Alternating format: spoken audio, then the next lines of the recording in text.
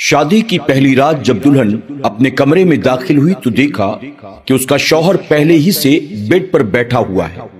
یہ دیکھ کر بیوی کو بڑی حیرت ہوئی اور وہ سوچنے لگی، عام طور پر تو پہلے بیویاں کمرے میں بیٹھی ہوتی ہیں اور شوہر بعد میں آتے ہیں، لیکن اس کے معاملے میں بالکل اس کا الٹا تھا۔ بیوی کے لیے یہ کوئی حیرت سے کم بات نہیں تھی۔ وہ سوچ رہی تھی کہ ایسا بھلا کیوں ہوا، پر بیوی کی سمجھ میں کچھ بھی نہیں آ رہا تھا۔ خیر بیوی چپ چاپ جا کر اپنے شوہر کے پاس بیٹھ گئی اور اس سے سلام کیا۔ بیوی اپنی کہانی یوں بیان کرتی ہے کہ میرے چاچا نے میری شادی ایک بڑے زمیندار سے کروائی تھی۔ جب میں اپنے شوہر کے ساتھ بیٹھی اس سے بات کرنے لگی تو مجھے پتا چلا کہ میرا شوہر اندھا ہے۔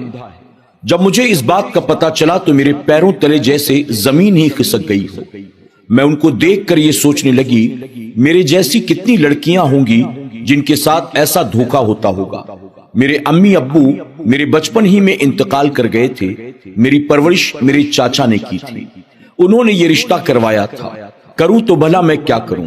میں ایک اندھے آدمی کے ساتھ اپنی زندگی کو کیسے گزار سکتی ہوں؟ اب میں کچھ کر بھی نہیں سکتی تھی۔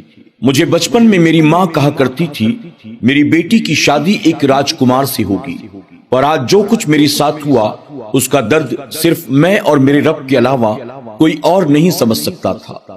میں نے اپنے اندھے شوہر کی طرف دیکھا، دیکھنے میں وہ بالکل خوبصورت اور زمیندار کی طرح نظر آتے تھے۔ میں نے اپنے ہاتھوں کو اٹھایا اور ان کے ہاتھ کو عزت کی خاطر چوما۔ میرے شوہر نے کہا، میرے ہاتھ کو بوسہ دے کر اپنے آپ کو چھوٹا نہ کرو۔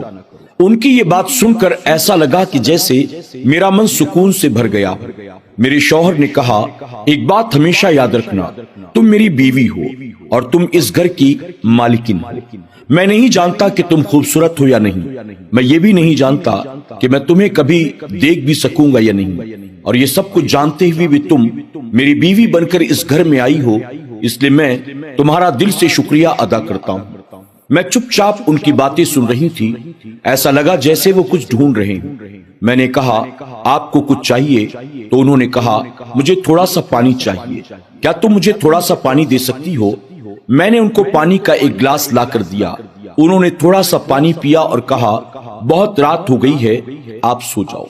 اسی وقت میرے کانوں میں ایک آواز آئی جیسے کوئی بچی کمرے کے باہر چلا رہی ہو، مجھے اپنے ابو کے پاس جانا ہے، مجھے اپنے ابو کے پاس جانا ہے۔ یہ آواز سن کر میں چونک گئی۔ میں ابو کے پاس جاؤں گی، ابو کے پاس جاؤں گی۔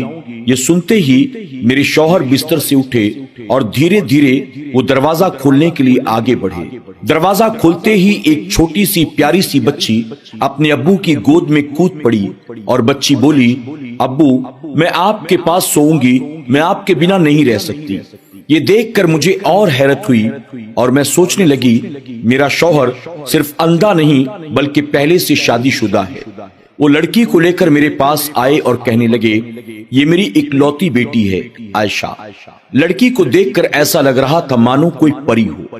میرے شوہر نے کہا، بیٹی آج سے یہ آپ کی امی ہے، اور بیٹی باپ کے گود سے اتر کر میری گود میں آ گئی، اور میری گود میں تھوڑی دیر کے بعد وہ سو گئی۔ لڑکی کو گود میں سلا کر ایسا لگ رہا تھا کہ جیسے مجھے دنیا کی تمام خوشیاں مل گئی ہوں۔ میرے شوہر نے کہا، میں آپ کا کس دل سے شکریہ ادا کروں، واقعی آپ خوبصورت ہونے کے ساتھ ساتھ خوبصیرت بھی ہیں۔ باپ اور بیٹی اپنے بستر پر لیٹ کر سو گئے۔ باپ اور بیٹی کے سو جانے کے بعد وہ عورت مصلا بچھا کر اپنے ہاتھوں کو اٹھا کر اللہ کی بارگاہ میں عرض کرنے لگی، اے میرے کریم رب، جس حال میں بھی تو نے مجھے رکھا ہے، جو کچھ بھی تو نے مجھے عطا کیا ہے، یقیناً اس میں میری بھلائی ہوگی۔ بے شک یا رب، تو جو کچھ بھی کرتا ہے وہ ہمارے حق میں بہتر کرتا ہے۔ وہ رو رو کر اللہ کی بارگاہ میں دعائیں مانگ رہی تھی، یہاں تک کہ مصلے پر اس کی آنکھ لگ جاتی ہے۔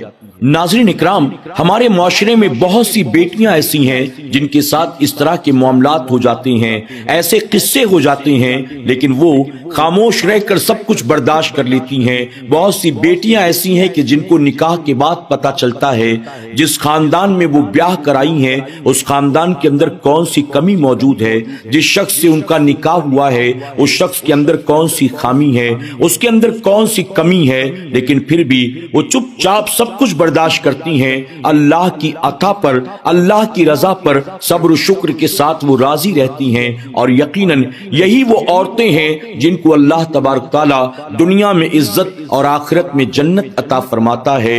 آج کی کہانی میں آپ نے دیکھا کس طرح سے ایک بہن نے اللہ کا شکر ادا کیا۔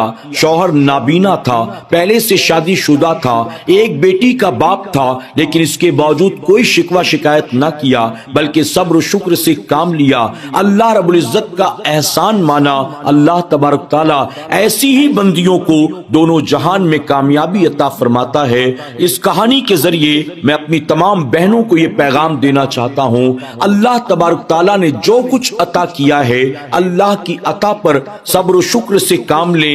یقیناً یہ زندگی بہت مختصر ہے، اگر آپ نے اس زندگی میں صبر و شکر سے کام لیا اللہ آخرت میں ہمیں اور آپ کو وہ نعمتیں عطا فرمائے گا کہ جن کا ہم اور آپ اندازہ بھی نہیں لگا سکتے ہیں۔ اللہ ہمیں اور آپ کو ایسی کہانیوں سے سبق حاصل کرنے اور صبر و شکر کے ساتھ اپنی زندگی کو گزارنے کی توفیق عطا فرمائے، آمین یا رب العالمین۔